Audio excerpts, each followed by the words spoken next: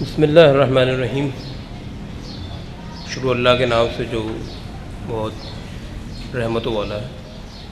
سب سے پہلے تو میں شکر گزار ہوں المہندی ایجوکیشن سروسز کا اور خصوصاً اس مسجد کے ٹرسٹ کا، یہاں کے مولانا صاحب کا، کہ انہوں نے اس جگہ کو، یعنی مسجد جیسی مقدس جگہ کو، بظاہر ایک دنیاوی معاملے کے لیے بات کرنے کے لیے اجازت دی۔ اور المہندی ایجوکیشن والوں کو میں اس لیے زیادہ شکر گزار ہوں کہ انہوں نے مجھے پھر یہ سعادت بخشی، یہ موقع دیا کہ میں کسی موضوع پہ آپ سے بات کر سکوں، کیونکہ یہ عمل انتہائی ستائش کی قابل ہے اور اس کو اور جگہوں پر بھی فالو کرنا چاہیے۔ اور میں نے اس چیز کو دیکھتے ہوئے خود ذاتی طور پر بھی کچھ جگہوں پر یہ چیز بات کی کہ مسجد جیسی جگہ پر ان موضوعات پہ بات ہو جو بظاہر دنیاوی ہیں لیکن ہماری جسم، ہماری صحت سے متعلق بہت اہم ہے۔ آج جیسا کہ آپ کے علم میں ہے کہ اب ہم دو موضوعات پہ بات کریں گے۔ ایک ہوگا ہیٹ اسٹروک، جو کہ یقیناً آج کل کے حوالے سے بہت اہم ہے، اور دوسری چیز ہے رمضان، جو کہ بس کچھ عرصے 9 یا 10 دن بعد شروع ہونے ہی والا ہے۔ تو کوشش یہ ہوگی کہ مختصراً آپ کو آدھے گھنٹے سے 40 منٹ میں گفتگو اپنی مکمل کر لوں۔ جیسا کہ پہلے بھی آپ کے سامنے گفتگو حاصل کری ہے، گفتگو کرنے کا شرف حاصل کیا ہے، تو میں کوشش کروں گا کہ کم سے کم طبی اصطلاحیں اور ٹیکنیکل ورڈ یوز ہو تاکہ گفتگو کو آسان بنایا جا سکے۔ درود پڑھ لیجیے محمد علیہ۔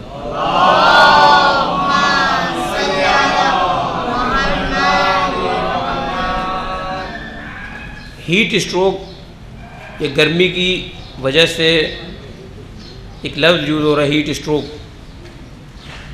اس میں آپ اخباروں میں، ٹی وی پہ، انٹرنیٹ پہ یقیناً یہ پڑھتے ہوں گے کہ اس سے پہلے ذکر آتا ہے کہ جی ہیٹ ویو چلنے والی ہے، گرمی کی ایک شدید لہر چلنے والی ہے۔ تو ہیٹ اسٹروک، یہ ہیٹ ویو کی وجہ سے ہیٹ اسٹروک جو ہوتا ہے، یہ کافی عرصے سے، جب سے دنیا میں پولیوشن بڑھ رہی ہے، دنیا میں انسانی عمل دخل بڑھ رہا ہے، انسان کی بنائی ہوئی آرٹیفیشل چیزیں بڑھ رہی ہیں، مشینری بڑھ رہی ہے، کیمیکلز بڑھ رہے ہیں، دنیا میں پولیوشن بڑھ رہی ہے۔ ایک ورڈ یوز کیا جاتا ہے، ایک جملہ استعمال کیا جاتا ہے، وہ ہے گلوبل وارمائزیشن، یعنی کہ تمام دنیا میں گرمی کی لہر بڑھ رہی ہے۔ جو انٹرنیشنل ڈیٹا ہے اس کے حساب سے امریکہ میں اور دیگر یورپ کے ممالک میں پچھلے 25 سالوں میں یہ ہیٹ ویو بہت تیزی سے چلی اور بہت لوگوں کی جانیں بھی ضائع ہوئیں۔ 1997 سے 2003 تک کا جو ڈیٹا اویلیبل ہے، امریکہ میں ایوریج 500 لوگ سالانہ مر جاتے ہیں ہیٹ اسٹروک کی وجہ سے، یعنی گرمی کی شدید لہر سے جو جسمانی تغیرات یا جسمانی تبدیلیاں آتی ہیں اور جسمانی ڈیمیج ہوتا ہے، اس میں ہم بات کریں گے کہ ہیٹ اسٹروک ہوتا کیا ہے۔ اس کی وجہ سے ایوریج 500 لوگ روزانہ مر جاتے ہیں، یہ 2003 تک کا ڈیٹا ہے۔ اس کے علاوہ انڈیا میں بھی ہیٹ اسٹروک کی ایک ہیٹ ویو چلی تھی، جس سے بہت زیادہ لوگوں کی ہیٹ اسٹروک سے اموات واقع ہوئیں، اور پچھلے سال پاکستان میں خصوصاً کراچی میں ہیٹ اسٹروک سے بہت زیادہ لوگ متاثر ہوئے۔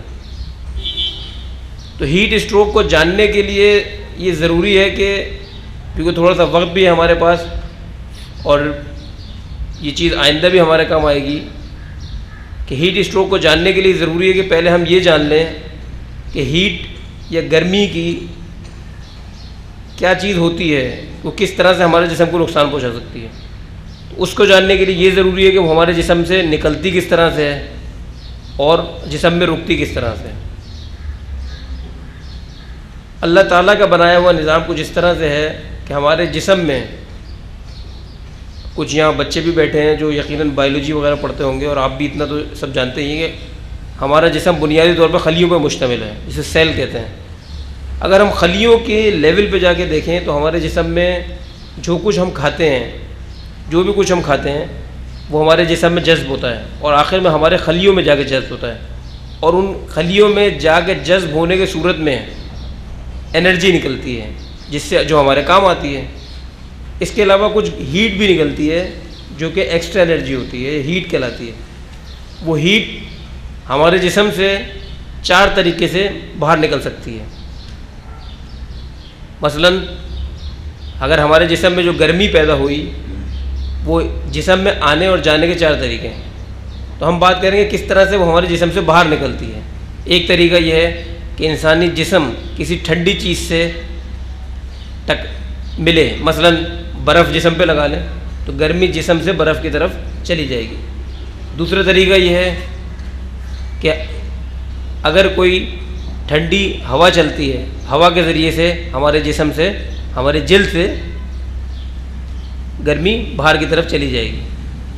اور تیسری طریقہ یہ ہے جو کہ عام فہم طریقہ ہے، وہ ہے ریڈیشن۔ ریڈیشن پہ میں اس لیے زور دوں گا کہ یہ اتنا زیادہ اس پہ بات نہیں ہوتی ہے۔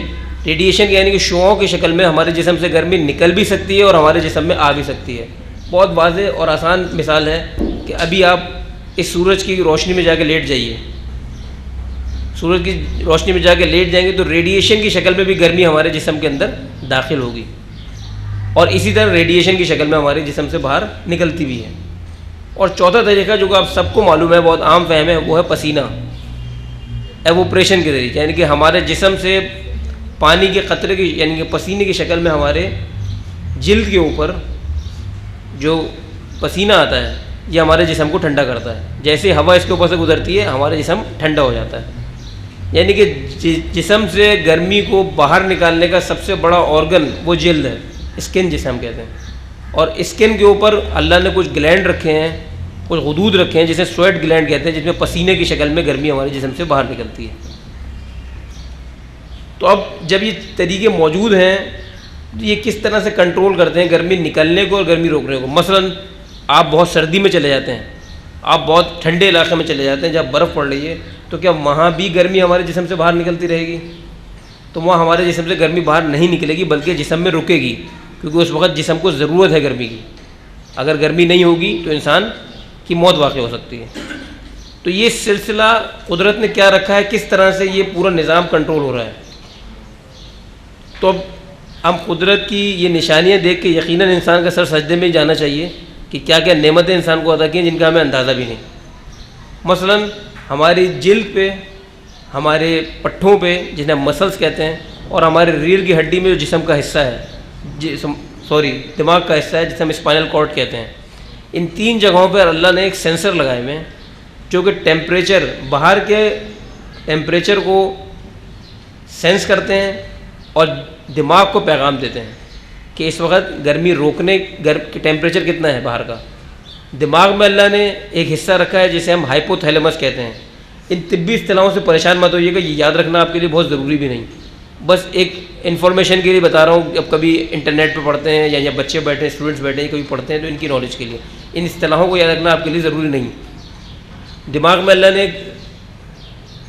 ایک رکھا ہے حصہ جسے ہم ہائپو تھیلیمس کہتے ہیں۔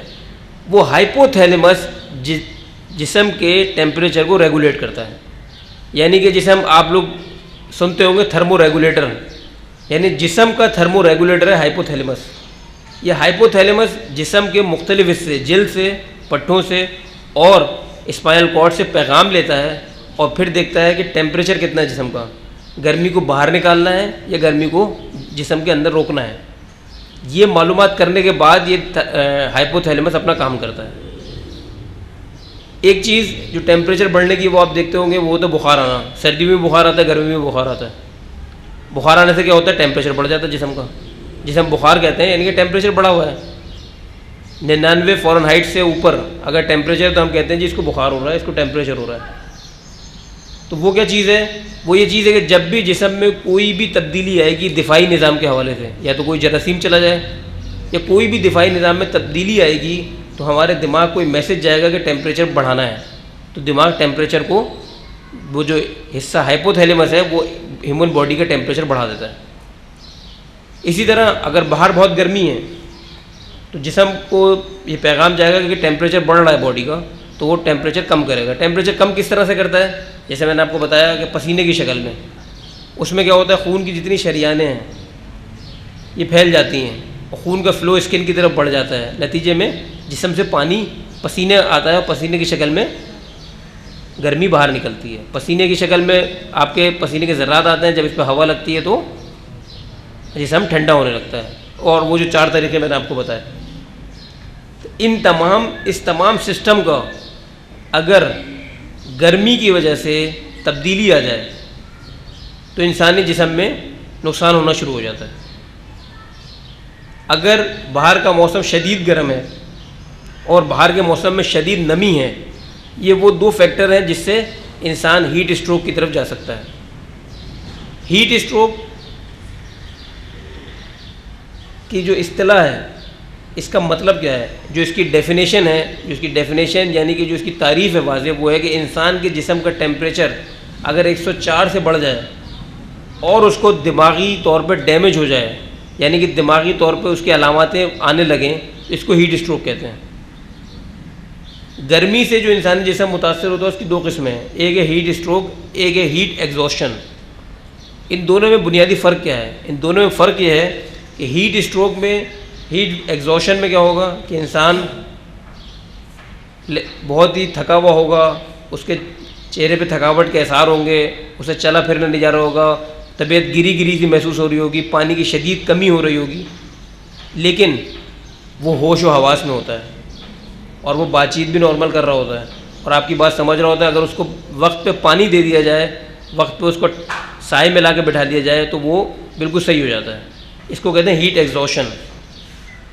اور دوسری چیز ہے ہیٹ اسٹروک۔ ہیٹ اسٹروک ایک خطرناک چیز ہے، ایک جان لیوا چیز ہے۔ ہیٹ اسٹروک میں مریض کا ٹیمپریچر 104 سے اوپر چلا جاتا ہے، 105 تک، 106 تک بھی چلا جاتا ہے، اور اس کے علاوہ اس کو دماغ کی علامتیں آنے لگتی ہیں، دماغ یعنی کہ ذہنی طور پر تبدیلیوں کی علامتیں آنے لگتی ہیں۔ مثلا وہ اریٹیبل ہوگا، اریٹیبل کا مطلب بہت زیادہ چڑچڑا ہونا، کنفیوز ہونا، بات کو نہیں صحیح سے نہ سمجھنا۔ کچھ لوگ کو دورے پڑ جاتے ہیں، جھٹکے پڑ جاتے ہیں، کچھ لوگ بے ہوشی میں کوما میں جا سکتے ہیں۔ یہ تمام وہ علامتیں ہیں جس پہ آپ یہ فیصلہ کر سکتے ہیں کہ اس مریض کو ہیٹ اسٹروک ہو گیا ہے۔ تو ہیٹ ایگزوشن میں اور ہیٹ اسٹروک میں فرق سمجھنا لازمی ہے۔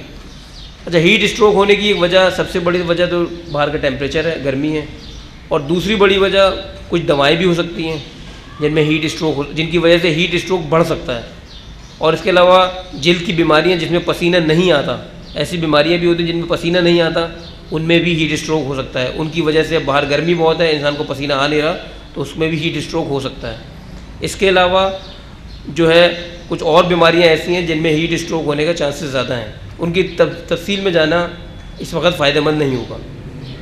تو اب ہیٹ اسٹروک کا کوئی مریض اگر آپ کے پاس آتا ہے، یا مریض تو آپ کے پاس نہیں آئے گا، لیکن اگر آپ کسی کو دیکھتے ہیں کہ اگر آپ کہیں جا رہے ہیں اور روڈ پہ یا کہیں پر بھی کوئی انسان گر جاتا ہے، بے ہوش ہوتا ہے اور گرمی بہت پڑ رہی ہے، تو آپ کو سب سے پہلے ہیٹ اسٹروک کے بارے میں سوچنا چاہیے۔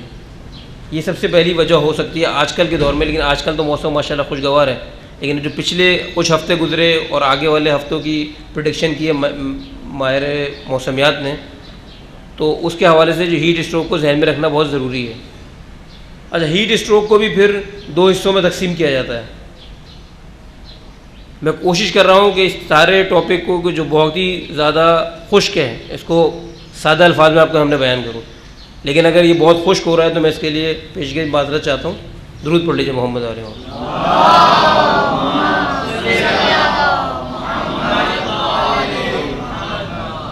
ہیٹ اسٹروک 2 قسم کا ہوتا ہے۔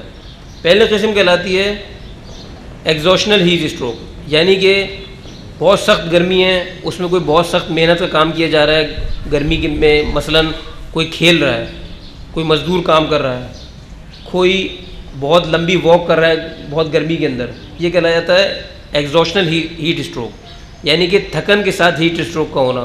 یہ عموماً جوانوں میں ہوتا ہے۔ یقیناً دھوپ میں جوان مزدور کام کر رہا ہوگا، جوان اپنا کھیل رہے ہوتے ہیں، جوان ہی کوئی کسی کام سے نکلے ہوئے ہوتے ہیں، یہ کہلاتا ہے ایگزوشنل ہیٹ اسٹروک۔ اور دوسرا ہیٹ اسٹروک کہلاتا ہے، وہ کہلاتا ہے non exertional heat stroke. Non exertional heat stroke یعنی کہ جس میں محنت نہ کی ہو لیکن ہیٹ اسٹروک کی ساری علامتیں آ جائیں۔ یہ کون سے لوگ ہوتے ہیں؟ یہ وہ لوگ ہوتے ہیں، جیسے آپ نے پچھلے دنوں اگر آپ اٹھا کے پڑھیں، پچھلے سال جو کچھ کراچی میں ہوا، اس میں زیادہ تر جو اموات واقع ہوئی وہ لوگ تھے جن کی عمر 50 سال سے زیادہ تھی، جن کے پہلے سے شوگر، بلڈ پریشر یا گردوں کے مسائل چل رہے تھے، یا پہلے سے وہ بیماری میں مبتلا تھے. اور ایک جو جملہ استعمال ہوتا ہے لفظ ایکسٹریم ایجز، یعنی کہ بہت زیادہ بوڑھے اور بہت زیادہ بچے، بہت چھوٹے بچے اور بہت زیادہ عمر کے بوڑھے لوگ اس میں ان کے لیے جان لیوا ثابت ہوا. یہ نان ایگزرشنل ہیٹ اسٹروک کہلاتا ہے. یعنی کہ وہ مریض، وہ انسان اپنے گھر کی چھت کے نیچے ہوگا، پنکھا چل رہا ہوگا، لیکن پھر بھی اس کو ہیٹ اسٹروک ہو سکتا ہے. تو ایسے لوگ نان ایگزرشنل ہیٹ اسٹروک کے لیے بھی تیار ہو سکتے ہیں یا ان کو خطرہ ہو سکتا ہے. تو ہمیں وہ بھی اپنے پیش نظر رکھنا چاہیے کہ ضروری نہیں کہ جو باہر جا رہا ہے اس کو ہیٹ اسٹروک ہوگا، گھر میں رہ کے بھی کسی کو ہیٹ اسٹروک ہو سکتا ہے. علامتیں کیا ہوں گی؟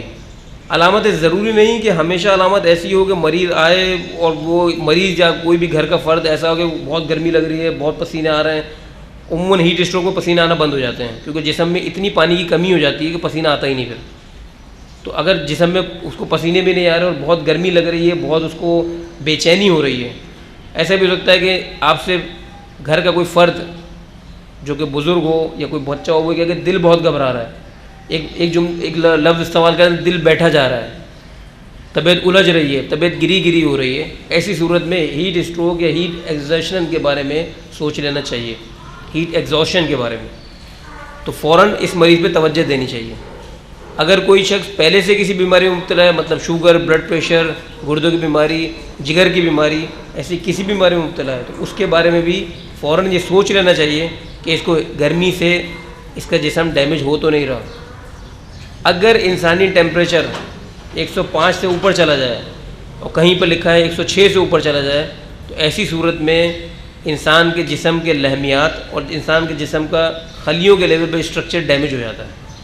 اور وہ صرف وہ ڈیمیج نہیں ہوتا، پھر خون کی شریانیں بھی ڈیمیج ہو جاتی ہیں، دل بھی ڈیمیج ہو سکتا ہے، گردے بھی ڈیمیج ہو سکتے ہیں، پھیپھڑے بھی ڈیمیج ہو سکتے ہیں، اور آخر میں دماغ ڈیمیج ہو جاتا ہے. یعنی ہیٹ اسٹروک کو اگر بر وقت تشخیص نہ کی جائے، ایک مخصوص وقت سے پہلے تشخیص نہ کی جائے، تو اس میں جسم کا ہر نظام ہمارا ڈیمیج ہو سکتا ہے. اور اس کی علامتیں جو جسم کا نظام متاثر ہوگا، مثلا پھیپھڑے متاثر ہوں گے تو سانس کی کمپلین زیادہ ہوگی، جگر متاثر ہوگا تو انسان بار بار شوگر لو ہوگی، وہ بے ہوشی میں جا سکتا ہے، دماغ متاثر ہوگا تو انسان کنفیوز ہو سکتا ہے، اریٹیبل ہوگا، کوما میں چلا جائے گا. یعنی یہ وہ ساری کمپلیکیشن ہیں جو ہیٹ اسٹروک سے ہو سکتی ہیں. اب ہمیں کرنا کیا ہے؟ ہمیں کرنا یہ ہے جو کہ اس لیکچر کا مقصد ہے، یعنی کہ اس گفتگو کا مقصد ہے، وہ یہ کہ ہمیں کرنا یہ ہے کہ ہمیں ہیٹ اسٹروک سے بچنا ہے. ہمیں بچاؤ کی تدابیر ساری رکھنی ہے. یہ آپ یقیناً ہر جگہ پر پڑھ چکے ہوں گے، میں دوبارہ دہرا رہا ہوں، سن بھی چکے ہوں گے کہ ہمیں ہیٹ اسٹروک سے بچنے کے لیے احتیاطی تدابیر کر لینی ہے. احتیاطی تدابیر کیا ہوں گی؟ مثلاً سرد گرمی میں باہر جانے سے اجتناب کرنا ہوگا بلا وجہ. مثلاً کوئی جو لوگ کھیلتے ہیں، کوئی ایکسرسائز کرتے ہیں، ان کو سخت گرمی میں جب ہیٹ اسٹروک کا موسم ہو، جیسے پچھلے ہفتے گزر چکا ہے، اس میں سخت گرمی میں باہر نکلنے سے اجتناب کرنا غیر ضروری. اگر باہر جاتے ہیں تو سر کو اپنے کور کر کے جائیں گے، اپنے سر پہ کوئی چیز، ٹوپی پہن کے جائیں گے، کیپ پہن کے جائیں گے، آنکھوں میں رنگین چشمہ لگا کے جائیں گے، اور ہلکے کپڑے پہنیں گے. موٹے کپڑے پہننے سے اجتناب کریں گے. ہاف سلیوز اگر ہیں تو ہاف سلیوز پہن کے جائیں گے، بالکل لائٹ کپڑے پہنیں گے.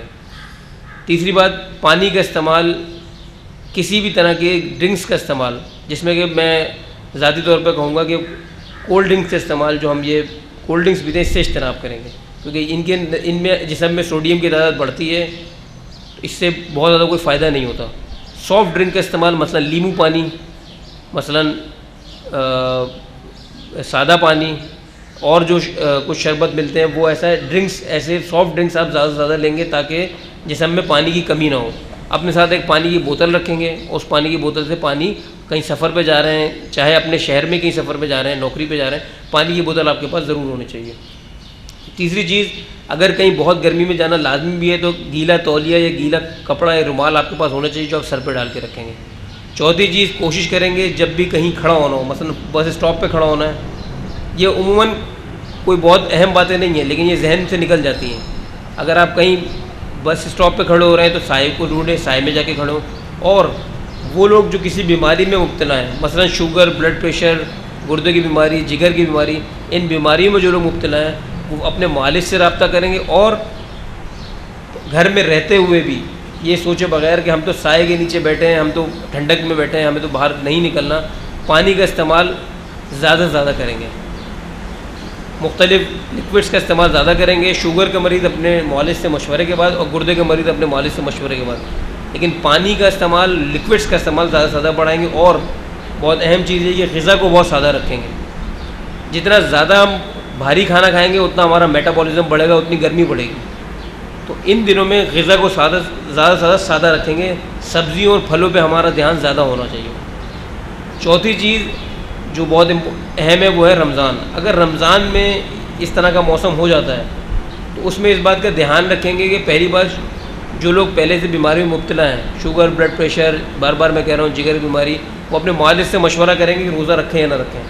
کیونکہ اگر معالج یہ کہہ دیتا ہے روزہ رکھنے کی ضرورت نہیں ہے تو روزہ ساقط ہو جاتا ہے. یہ علماء کرام کا فتویٰ ہے, اس میں کوئی بہت زیادہ ڈیٹیل میں جانے کی ضرورت بھی نہیں.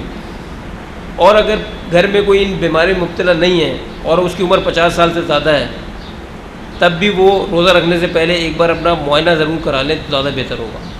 اس کے علاوہ اگر ہیٹ اسٹروک کا موسم آتا ہے, ایسی گرم ہوائیں چل رہی ہیں, گرم موسم ہے, آپ ٹی وی پہ, انٹرنیٹ پہ ہر جگہ دیکھ رہے ہیں ہیٹ اسٹروک چل رہا ہے, اور اگر کسی کا رمضان میں دل گھبرا رہا ہے بہت زیادہ, اب یہ فیصلہ خود کرنا ہوگا. ایسا نہیں کہ لوگ روزہ توڑ دیں اور مجھ پہ الزام آ جائیں. یہ فیصلہ آپ نے خود کرنا ہوگا. بہت زیادہ دل گھبرا رہا ہے, چکر آ رہے ہیں, طبیعت گر رہی جا رہی ہے, اور عموماً اگر کوئی 50 سال سے اوپر کے لوگ ہیں تو ان کو 1-2 روزے چھوڑنا بھی پڑ سکتے ہیں, کیونکہ جان کو خطرے میں ڈال کے روزہ رکھنا جائز نہیں ہے. یہ بھی علماء کرام کا فتویٰ ہے.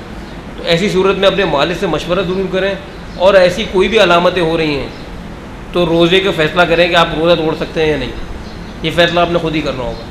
لیکن یہ علامتیں جو میں بتا رہا ہوں, بہت زیادہ دل کا گھبرانا, چکر کا آنا, طبیعت کا گرے رہنا, کچھ لوگوں کے پیٹ میں درد ہوتا ہے, کچھ کو جلاب شروع ہو جاتے ہیں, کچھ کو چکر آنے لگتے ہیں, اور کچھ کو بہت زیادہ طبیعت گر جاتی ہے, ایسی کوئی بھی علامتیں ہوتی ہیں تو آپ روزے کو آپ کو دیکھنا ہوگا کہ آپ رکھ سکتے ہیں یا نہیں. کیونکہ پانی کی کمی ہو جائے تو اس میں جان جانے کا خطرہ ہو سکتا ہے اگر ایک دفعہ ہیٹ اسٹروک ہو گیا تو. ایک اور اہم چیز جو کہ ہمارے معاشرے میں اتنے کامن نہیں ہے لیکن یورپ میں بہت کامن ہے, وہ ہے بچوں کو گاڑی میں چھوڑ دینا. اتفاق سے بدقسمتی سے یہ واقعہ پچھلے سال پاکستان میں کراچی میں بھی ہو چکا ہے. گاڑی میں ٹیمپریچر باہر کے ٹیمپریچر سے 10 سے 12 ڈگری سینٹی گریڈ بڑھ جاتا ہے, بلکہ کچھ جگہوں پہ تو میں نے پڑھا کہ بہت زیادہ بڑھ جاتا ہے. مثلا اگر باہر گاڑی سے باہر ٹیمپریچر چل رہا ہے 90 یا 95 یا 98 فارنہائٹ, تو گاڑی میں ہوگا 104, 106 اور 108 تک ہو سکتا ہے. یعنی کہ باہر کے ٹیمپریچر سے گاڑی کا ٹیمپریچر بہت زیادہ بڑھ جاتا ہے. اور اگر آپ شیشے چڑھا دیں گے, شیشے بالکل بند کر دیں گے تو ٹیمپریچر بڑھتا ہی چلا جائے گا, ٹیمپریچر گاڑی کا کم نہیں ہوتا. ہمارے معاشرے میں یہ رائج نہیں ہے, اللہ کا شکر ہے, کہ بچوں کو گاڑی میں لاک کر کے شیشے چڑھا کے آپ کہیں شاپنگ کرنے چلے جائیں, یا بچوں کو گاڑی میں چھوڑ کر آپ کہیں پہ اور چلے جائیں, بچوں کو یہ کہہ کے گاڑی میں رہیں. لیکن یورپ میں اس کی بہت زیادہ تعداد ہے جو بچے گاڑی میں یا بوڑھے گاڑی میں مر جاتے ہیں صرف ہیٹ اسٹروک کی وجہ سے, کیونکہ گاڑی کا ٹیمپریچر بہت بڑھ چکا ہوتا ہے. پچھلے سال کراچی میں بھی ہو چکا, جیسے میں نے پہلے آپ کو بتایا کہ ایک صاحب گاڑی میں بچوں کو چھوڑ کر شاپنگ کرنے چلے گئے یا کسی کام سے چلے گئے, دونوں بچوں کی ڈیتھ ہو گئی تھی گاڑی میں. ایسی اس سچویشن میں تو عام حالات میں بھی اور ویسے بھی گاڑی میں بچوں کو چھوڑنے کا تصور رکھیں ہی نہیں بالکل بھی ذہن میں کہ جی ہم ان کو چھوڑ دیں گے تو گاڑی میں بچے سیف ہیں.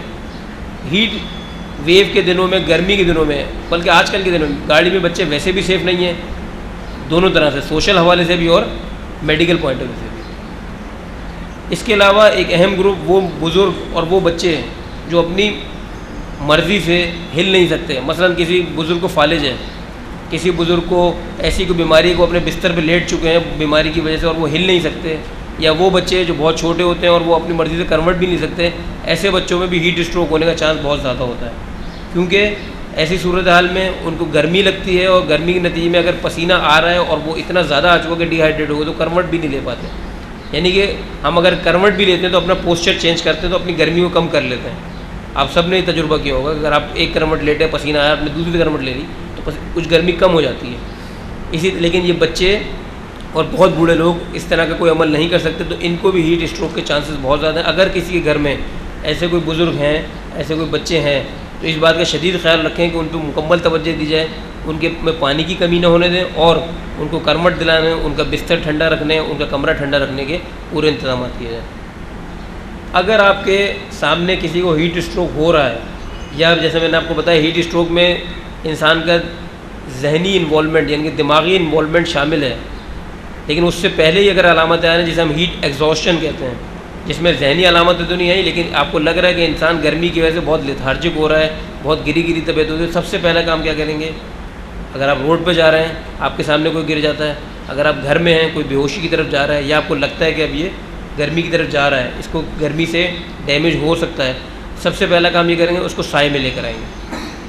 دوسرا کام یہ کریں گے کہ جتنے ممکن ہو اس کے کپڑے اس کے جسم سے ہٹائیں گے، جتنے ممکن ہو، وہ سوشل حوالے سے بھی اور مذہبی حوالے سے بھی آپ خود فیصلہ کریں گے، جتنے ممکن ہو اس کے جسم سے کپڑے ہٹائیں گے، اور اگر اویلیبل ہے تو جتنا ٹھنڈا پانی ہے وہ اس کے جسم پہ، اگر آپ اس کو نہلا بھی سکتے ہیں ٹھنڈے پانی سے تو اس میں کوئی برائی نہیں ہے۔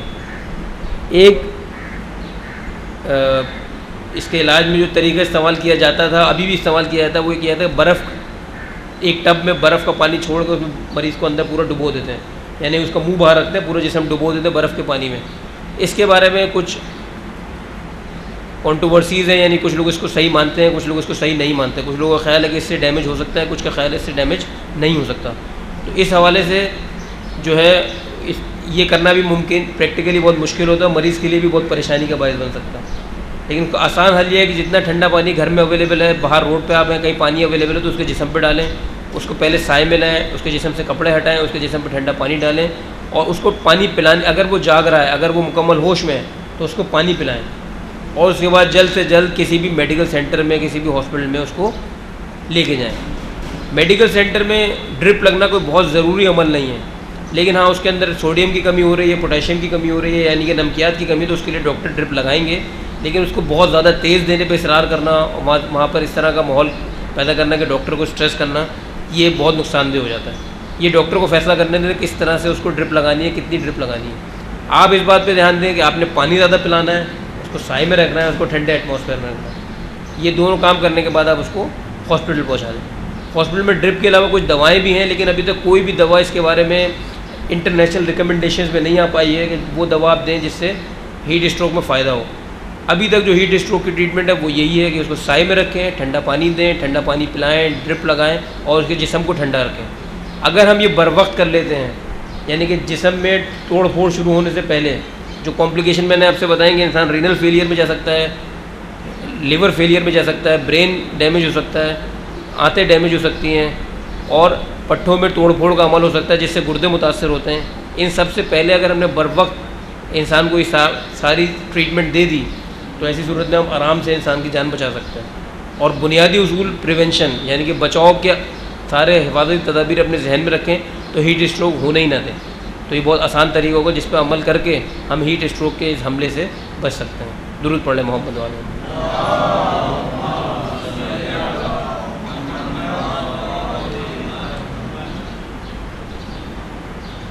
ہیٹ اسٹروک سے متعلق اگر آپ کے ذہن میں جو سوالات ہوں تو وہ ہم آخر میں لیں گے، اگر آپ مزید کچھ سوال کرنا چاہیں تو آخر میں ہم دونوں سیشنز کے ساتھ سوالات کر لیں گے۔ رمضان کے حوالے سے جو تدابیر ہیں وہ بہت اہم ہیں، کیونکہ رمضان کا بنیادی مقصد ہے ہماری روحانیت کو بلند تر کرنا، ہماری روحانیت کو بڑھانا۔ رمضان کا بنیادی مقصد یہی ہے کہ ہمارے اندر روحانیت بڑھے، لیکن رمضان کا ایک انڈائریکٹ فائدہ جو کہ یقیناً مقصد بھی ہوگا اسلام کا، وہ ہے ہمارے جسم کی صحت کا بہتر ہونا۔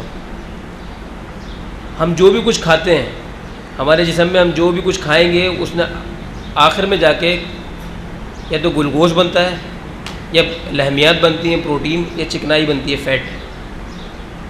چکنائی بھی ہمارے جسم کے لیے ضروری ہے، پروٹین بھی ہمارے جسم کے لیے ضروری ہے، اور گلوکوز یا کاربوہائیڈریٹ بھی ہمارے جسم کے لیے ضروری ہے، لیکن ساری چیزیں ایک حد تک ضروری ہیں۔ اگر حد سے زیادہ ہو جاتی ہے تو نقصان دہ ہو جاتی ہیں۔ آپ سب جانتے ہیں اگر شوگر زیادہ ہو جائے گی، یعنی کہ شوگر کا لیول جسم میں زیادہ ہو جائے گا تو وہ بھی نقصان دہ ہے۔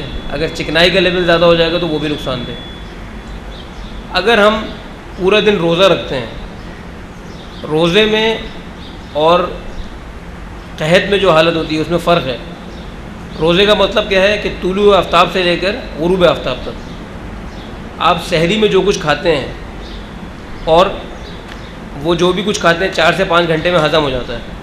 اس کے بعد ہمارے جسم میں جو چکنائی ہے وہ گلوکوز بن کے ہمارے خون میں آتی ہے، اور چکنائی جو ہے وہ گلوکوز کی شکل میں آ کے ہمیں فائدہ پہنچاتی ہے، یعنی کہ ہمیں انرجی پہنچاتی ہے۔ اگر ہم گلوکوز کا استعمال کریں گے سحری میں، یعنی کہ ہم جو بھی کچھ کھائیں گے گلوکوز بنے گا، جب وہ ختم ہو جائے گا تو ہماری چکنائی ڈیزولو ہوگی یا چکنائی سمجھ لیں عام اصطلاح میں پگھل کے ہمارے جسم میں کاربوہائیڈریٹ کی شکل میں آئے گی اور ہمیں انرجی پہنچائے گی. لیکن اگر یہ حالت قحط کی ہو جائے, یعنی کہ انسان 2 دن تک کھانا نہ کھا پائے, 3 دن تک کھانا نہ کھا پائے, تو ایسی صورت میں اس کو ہم کہتے ہیں اسٹارویشن, جو قحط میں عموماً ہوتا ہے جہاں اناج ختم ہو جاتا ہے. ایسی صورت میں کیا ہوگا کہ انسان کے جسم کا پروٹین گلوکوز کی شکل میں خون میں آئے گا اور پھر انسان کمزور ہونے لگتا ہے. آپ دیکھتے ہیں کچھ بیماری میں مریض کو دیکھتے ہیں اس کے گال پچک رہے ہیں, اس کی ہڈیاں دکھائی دے رہی ہیں, تو یہ وہ کنڈیشن ہے جس میں خرچ ہو رہا ہے. تو روزے کا مقصد پروٹین کو خرچ کروانا نہیں, روزے کا مقصد ہے جو میڈیکلی اس سے فائدہ ہو سکتا ہے وہ یہ کہ آپ کے جسم کا فیٹ ختم ہو, آپ کے جسم کی چکنائی ختم ہو اور وہ آپ کو انرجی پہنچائے اور آپ کے جسم سے ختم ہو. دوسری چیز یہ کہ آپ کے آنتوں کو بھی ایک ریسٹ ملتا ہے, ایک آرام ملتا ہے آنتوں کو بھی. اور تیسرا انڈائریکٹ فائدہ جو کہ سوشل حوالے سے ہے وہ یہ کہ آپ کو بھی اندازہ ہوتا ہے کہ بھوک اور پیاس کیا چیز ہوتی ہے. جن کے پاس کھانے پینے کو نہیں ہے ان کو کیا فیلنگز آتی ہیں یہ بھی آپ کو اندازہ ہو جاتا ہے. یعنی روزے کا مقصد جو جسمانی ہے وہ آپ کی ہیلتھ کی امپرومنٹ ہے, اور جو کامن سینس ہے یا ہمارے ذہن میں آتا ہے وہ یہ کہ روزے میں ہماری ہیلتھ بہتر ہونی چاہیے, ہمارا وزن کم ہونا چاہیے.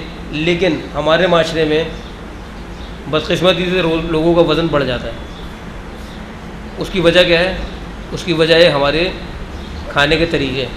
ہمارے کھانے میں جو چیزیں ہم استعمال کرتے ہیں وہ چیزیں کیا ہیں؟ آپ سب جانتے ہیں, مجھے صرف دہراؤں گا کہ ہماری افطار کس چیز پہ مشتمل ہوتی ہے. ہماری افطار مشتمل ہوتی ہے پکوڑوں پہ, سموسوں پہ. زیادہ تر اس میں بیشتر حصہ ہماری افطار میں شامل ہوتا ہے وہ ہوتا ہے تلی ہوئی چیزوں پہ, ڈیپ فرائی آئٹم پہ اور چکنی چیزوں پہ. اور کانسیپٹ کیا ہے؟ اور سحری کس پہ مشتمل ہوتی ہے؟ سحری ہماری مشتمل ہوتی ہے پراٹھوں پہ. میں میجورٹی کی بات کر رہا ہوں, سب کی بات نہیں کر رہا, میجورٹی پراٹھوں پہ. اس کے علاوہ کچھ لوگ مٹھائی بھی کھاتے ہیں. اس کے علاوہ گھی میں ڈبو کے جو جسے آپ کیا کہتے ہیں پھینی, گھی میں ڈبو کے جو پکائی جاتی ہے وہ کھاتے ہیں.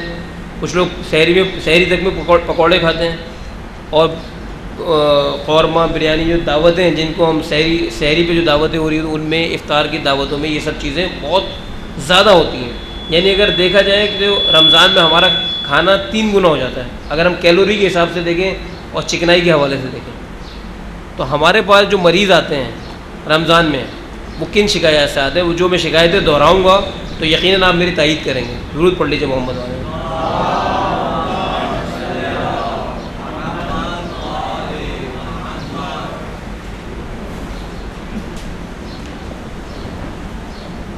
ہمارے پاس جو مریض آتے ہیں سب سے زیادہ رمضان میں شکایتیں لے کے, سب سے زیادہ جو شکایت ہوتی ہے وہ میرے شعبے سے متعلق ہے. یہ سینے میں جلن بہت ہوتی ہے, سینے کی جلن اور ڈکاریں آتی ہیں, منہ میں کڑوا پانی آتا ہے, روزہ ٹوٹنے کا خطرہ ہو جاتا ہے. پہلی بات. دوسری شکایت قبض کی شکایت بہت ہوتی ہے کہ جی قبض ہو گیا ہے, طبیعت الجھ رہی ہے. کیونکہ قبض ایک ایسی بیماری یا ایسا مسئلہ ہے جس سے انسان شدید پریشانی میں آ جاتا ہے. تیسری شکایت سر میں درد کی. چوتھی شکایت جو بہت کامن ہے وہ ہے انسان کے نیند کے خراب ہونا کہ جی نیند پراپر نہیں ہو پا رہی ہے, اس وجہ سے طبیعت بہت زیادہ الجھ رہی ہے. تو یہ وہ ساری شکایتیں ہیں جو کہ رمضان میں بہت زیادہ بڑھ جاتی ہیں, بہت مریض اس سے لوگ پریشان ہو جاتے ہیں. اس کے علاوہ بلڈ پریشر, شوگر اور دوسرے جو مرض میں مبتلا لوگ ہیں ان کی بیماریاں بڑھ جاتی ہیں. مثلاً بلڈ پریشر کا مریض ہوگا وہ کہے گا میرا بی پی آج کل بہت بڑا ہوا چل رہا ہے. شوگر کا مریض ہوگا وہ کہے گا میری شوگر بہت زیادہ امبیلنس چل رہی ہے, بہت زیادہ ہائی ہو رہی ہے شوگر یا بہت لو ہو رہی ہے. یہ وہ مسائل ہیں جو رمضان میں سب سے زیادہ ہمارے سامنے آتے ہیں. جیسے میں نے شروع میں بتایا کہ ہمارے جسم میں جب گلوکوز ختم ہوگا تو جو فیٹ ہمارے جسم میں وہ ڈیزولو ہو کے گلوکوز کی شکل میں آئے گا اور ہمارے جسم سے چکنائی کو کم کرے گا. لیکن اگر آپ نے افطار میں ہی بہت زیادہ چکنائی کھا لی بھر کے تو کیا ہوگا؟ رمضان میں وزن بڑھ جائے گا. اور اگر آپ کو کسی کو یقین نہیں آتا تو وہ یقینی طور پہ رمضان شروع ہونے سے ایک دن پہلے اپنا وزن کریں اور رمضان ختم ہونے کے عید والے دن اپنا وزن کر کے دیکھ لیں. وہ جو میں نے آپ سے کہا کہ ہمارا افطار اور سحر یہ دونوں چیزیں اتنی زیادہ چکنائی والی چیزوں میں مشتمل ہیں کہ ہمارا وزن کم ان کا بڑھ جاتا ہے, ہمیں فائدے کے بجائے الٹا نقصان ہو جاتا ہے. تو ان پہ کس طرح سے قابو پا سکتے ہیں؟ اس کے بہت آسان طریقے ہیں. سب سے پہلی چیز, اگر اس بات کو آپ صحیح سمجھتے ہیں، اس سے ایگری ہیں، اس کو تائید کرتے ہیں، تو یہ عہد کریں کہ ہم فرائیڈ آئٹمس، چکنے تلے ہوئے آئٹمس اپنے افطار اور سحر پہ نہیں رکھیں گے۔ اگر رکھیں گے بھی، کیونکہ ہمارا ایک ٹریڈیشن ہے، ہمارا ایک رواج ہے، رکھیں گے بھی تو ہم بہت مختصر رکھیں گے۔ مثلا ہم 1 یا 2 پکوڑے کھائیں گے، ہم سموسے جیسی چیز کو ہاتھ نہیں لگائیں گے، اگر کھائیں گے بھی تو پورے رمضان میں 2 یا 3 دفعہ کھائیں گے۔ ہمارے دسترخوان پہ کیا چیزیں ہونی چاہیے سحر میں، افطار میں؟ وہ چیزیں ہونی چاہیے سب سے زیادہ پھل۔ عموماً میرے پاس ذاتی طور پہ لوگ بہت آتے ہیں، آپ بھی مریض آتے ہیں، ہمارے یہاں کے لوگوں کا مزاج ہے کہ جی ملٹی وٹامن کی کوئی گولی لکھ دیں اچھی طاقت کی، تو میں سب کو یہی جواب دیتا ہوں کہ وٹامن کی گولی بوتلیں اللہ نے درختوں میں لٹکا دی ہیں، آپ توڑ توڑ کے کھا لیجیے۔ جتنی ایک بوتل آپ وٹامن کی گولیوں کی کھائیں گے، اتنا ایک پھل میں اللہ نے وٹامن رکھے ہوئے ہیں۔ تو سب سے زیادہ وٹامنز آپ کے پھلوں میں موجود ہیں، سب سے زیادہ اچھی انرجی آپ کے پھلوں میں موجود ہے۔ تو آپ کا دسترخوان جو ہے وہ پھلوں سے بھرا ہونا چاہیے۔ اس میں بہت زیادہ ایک آرگیومنٹ آتا ہے، اگر آپ کسی مریض سے کہتے ہیں، ہم کہتے ہیں کہ جی آپ پھل کھا لیں، وہ کہتا ہے جی اتنے مہنگے پھل ہیں کہاں سے کھائیں؟ 50 روپے کی سگریٹ روزانہ پی رہا ہوتا ہے یا 50 روپے کے پان کھا رہا ہوتا ہے۔ تو پھل مہنگے ضرور ہیں، میں یہ نہیں کہہ رہا کہ پھل بہت سستے ہیں، لیکن اگر آپ اپنے اور خرچے کٹ ڈاؤن کرتے ہیں جو کہ ان نیسیسری ہیں، جو کہ آپ نے اپنی بلا وجہ عادت بنا لی ہے، ان کو کٹ ڈاؤن کریں گے تو آپ پھل لا سکتے ہیں، اور آپ کے بچوں کا رجحان بھی بن سکتا ہے۔ کچھ اور ملکوں میں چلے جائیں جہاں پر پھلوں اور جوسز کا رواج بہت زیادہ ہے، وہاں بچے چائے نہیں پیتے، وہاں بچے جوس پیتے ہیں یا پھل کھاتے ہیں۔ وجہ کیا ہے کہ بڑوں سے انہوں نے یہ دیکھا ہے، لیکن ہم نے اپنے بچوں کو ان چیزوں کی طرف گامزن کر دیا ہے۔ یہ جو ہم مرغن چیزیں بازار سے خریدتے ہیں، اگر ہم ان کو کٹ ڈاؤن کریں گے تو ہمارا پھلوں کا بجٹ بہت آرام سے بن جائے گا۔ پہلی بات تو یہ کہ ہمارے دسترخوان پہ افطار میں پھلوں کی تعداد بڑھنی چاہیے اور فرائیڈ آئٹم کی تعداد کم سے کم ہونی چاہیے۔ دوسری چیز جو بہت اہم ہے وہ یہ ہے کہ اب اس موسم میں روزہ کھلنے کا ٹائم ہے 8 بجے کا، تقریباً 7:30 بجے کا، 8 بجے کا، 7:30 تک روزہ کھلے گا۔ اگر ہم افطار 7:30 بجے کرتے ہیں اور ہم پھر 10:30 بجے کھانا کھاتے ہیں تو اس کے بعد سحری کا ٹائم کتنے بجے ہوگا؟ 3:30۔ اب آپ خود اندازہ لگا لیجیے کتنا فرق رہ گیا۔ ایک کھانا، ایک میل آپ نے لیا 7:30 بجے، ایک اور کھانا آپ نے کھایا 10:30 بجے، ایک اور کھانا کھانے آپ بیٹھ رہے ہیں 3:30 بجے۔ 80% لوگوں یہ بتاتے ہیں کہ سحری کرتے ہوئے ہمیں ڈکاریں آ رہی ہوتی ہیں، لیکن کھاتے اس لیے کہ اگلے دن گزارنا ہے۔ اچھا، اگر آپ سحری نہیں کریں گے تو کیا ہوگا؟ اگلا دن گزارنا واقعی مشکل ہو جائے گا۔ اس موسم میں تو سحری نہ کرنا اپنے آپ کو ہلاکت میں ڈالنے والی بات ہوگی اگر آپ سحری نہیں کرتے۔ تو پھر کیا کریں؟ اس کا آسان طریقہ ہے جو کہ بہت آزمودہ بھی اور بہت سارے لوگ کرتے بھی ہیں، وہ یہ ہے کہ افطار اور رات کا کھانا ایک ہی دسترخوان پہ کھائیے، ایک ہی سٹنگ میں کھائیے۔ ہمارے یہاں الحمدللہ لوگ نماز پڑھ کے روزہ کھولتے ہیں، نماز پڑھ کے بہت مختصر سے افطار کریں، مغرب پڑھ کے، اور عشاء پڑھتے ہی فوراً کھانا کھا لیں، یا دونوں نمازیں پڑھ کے اگر آپ روزہ کھول رہے ہیں تو آپ کھانے کے دسترخوان پہ افطار کا کچھ مختصر سامان رکھیں اور اس کے ساتھ ہی فوراً کھانا کھا لیں۔ اس کے 2 فائدے ہوں گے۔ ایک فائدہ تو یہ ہوگا کہ آپ کی جو بھوک یا آپ کی جو ضرورت ہے وہ ختم ہو جائے گی، پوری ہو جائے گی۔ دوسرا فائدہ کیا ہے؟ دوسرا فائدہ یہ ہے کہ آپ نیچرلی کھانا کم کھائیں گے۔ جب آپ چھولے کھا لیں گے، جوس پی لیں گے، فروٹ چاٹ کھا لیں گے یا کوئی بھی فروٹ کھا لیں گے، اس کے بعد کھانا ڈیفینیٹلی آپ کم کھائیں گے، اور کھانا کھانے کے بعد 10:30 سے لے کے 3:30 تک کا ٹائم آپ کے نظام ہضم کے پاس موجود ہے اس کھانے کو ہضم کرنے کے لیے۔